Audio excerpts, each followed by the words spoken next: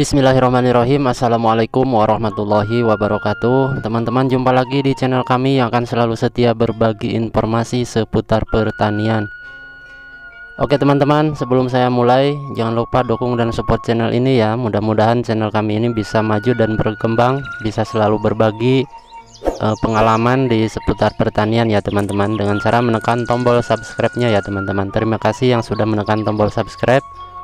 Mudah-mudahan panjang umur, sehat selalu, dimudahkan rezekinya, amin. Yang baru menemukan channel kami, jangan lupa dukungannya ya teman-teman, dengan menekan tombol subscribe-nya ya.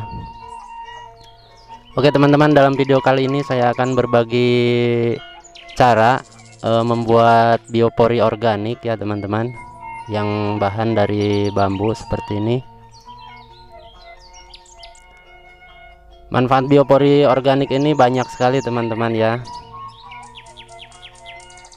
Selain irit, murah meriah, juga bermanfaat. Nah, ini untuk wadah untuk wadah pupuk ya teman-teman nantinya.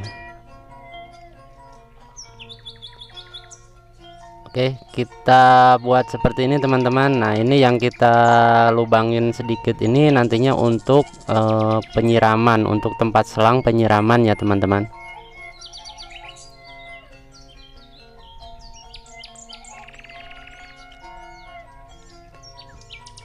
Kita manfaatin bahan-bahan yang ada, yang banyak di sekitaran kita ya teman-teman. Apa saja bahan-bahan yang ada di sekitar kita, kita manfaatkan selama masih bisa digunakan ya teman-teman. Seperti ini ya.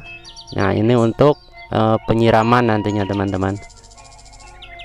Oke teman-teman, langsung kita praktekkan ya tutorialnya seperti ini. Ini alpukat yang baru saya tanam sekitar seminggu yang lalu ya teman-teman. Seperti ini wujud bentuk penampakan dari biopori organik ya teman-teman, seperti ini.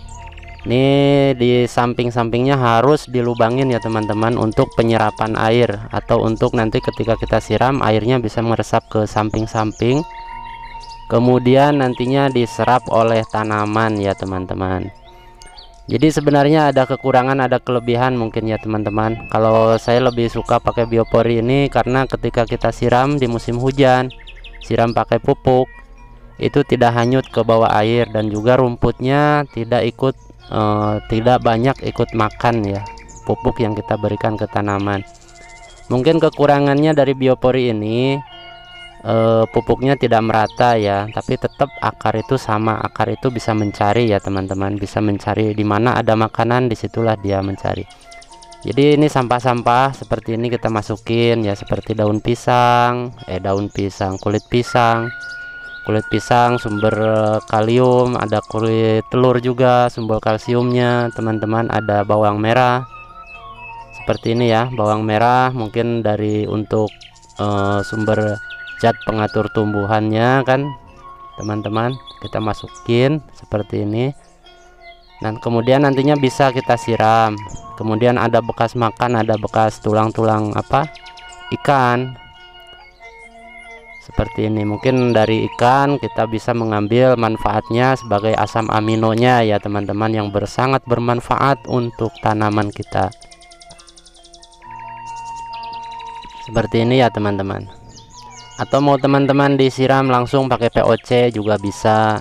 Ini sebagai contoh aja teman-teman, kalau kita malas membuat POC, sampah-sampah organik dari dapur itu yang sangat bermanfaat bisa kita gunakan, bisa kita manfaatkan sebagai pupuk organik untuk tanaman kita ya, dan tidak kalah dengan pupuk kimia. Kemudian di sebelahnya mungkin yang tadi kan untuk sembarang semua jenis sampah organik ya, yang dua ini kita kasih kompos ya, kompos yang sudah jadi dari kotoran kambing ya teman-teman.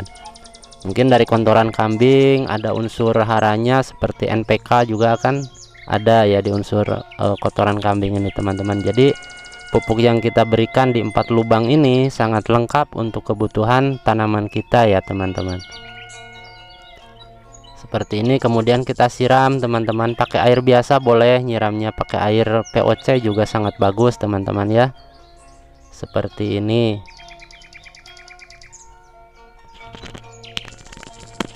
Kemudian jarak ininya teman-teman ya, jarak pemasangan biopori ini kita mengikuti tajur ya teman-teman, tajur dari daun yang kita tanam itu. Jadi kalau daunnya misalkan tajurnya baru 2 jengkal atau 1 jengkal, ya itulah yang kita pasang di bawahnya ya teman-teman, seperti ini. Ini yang kita lubangin sedikit di atas ini nantinya untuk saluran air ya teman-teman, penyiraman otomatis nantinya nanti akan kita pasang. Manfaat dari biopori organik ini mungkin teman-teman ya, ini bambu ini kalau kita menggunakan bambu apus ya, kalau di Jawa namanya bambu apus, itu sekitar setahun 2 tahun itu udah busuk.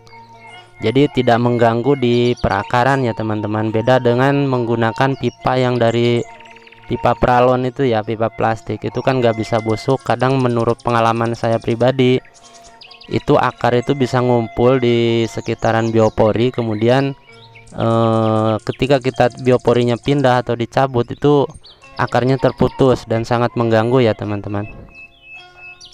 Kalau ini mungkin kelemahannya kan setahun 2 tahun busuk kalau bambu apus ya teman-teman, tapi kemudian nanti bisa dibuat kembali dan tidak mengganggu perakaran, jadi bisa diganti dengan yang bambu baru ya teman-teman. Tapi kalau bambu sejenis, kalau di Jawa bambu ori namanya teman-teman, itu bisa 2-3 tahun kuat teman-teman. Bambu ori ya namanya, itu lebih keras, lebih tebal ya bambu ori.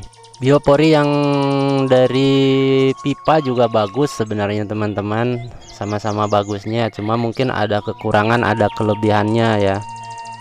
Mungkin kekurangannya kalau kita petaninya seperti saya ini, petani pas-pasan ya kan, daripada beli pipa mendingan kita beli beras ya kan teman-teman. Tapi kalau petani-petani yang sudah miliarder ya mungkin boleh-boleh aja ya gak teman-teman. Kalau ini bioporinya biopori organik ya teman-teman, jadi sangat aman untuk perakaran juga. Seperti ini teman-teman, jadi pemasangannya mengikuti tajur daun ya. Kalau misalkan umur udah besar, pohonnya udah besar, dikasih 2 meter dari pohon juga jaraknya boleh teman-teman. Yang penting jangan terlalu dekat ke pohonnya ya.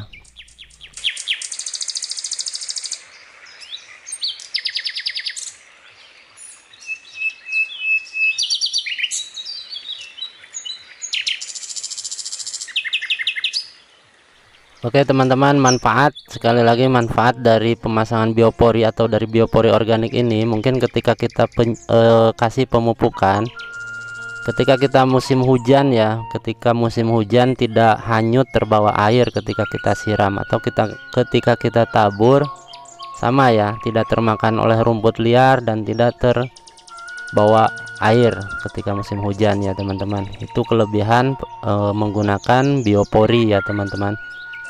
Tapi kalau kita sistem tabur ketika musim hujan itu kadang selesai kita mupuk kemudian hujan, itu biasanya langsung hanyut ke bawah air dan tidak termakan oleh tanaman.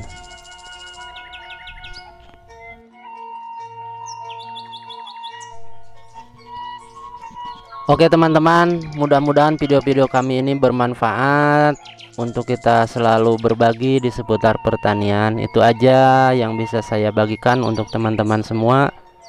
Assalamualaikum warahmatullahi wabarakatuh. Terima kasih teman-teman yang sudah menonton video ini. Jangan lupa klik tombol subscribe, dan jika kalian suka video ini, angkat jempol kalian.